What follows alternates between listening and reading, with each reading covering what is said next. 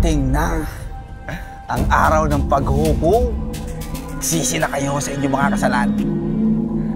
Iniisa-isa na nagsugod ang Diyos ang mga babaeng makasalanan.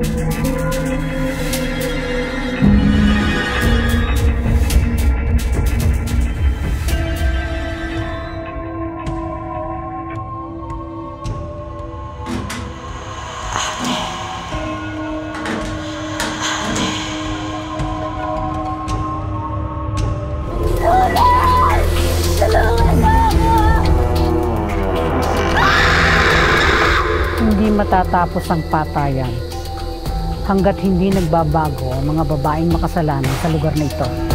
May mali eh.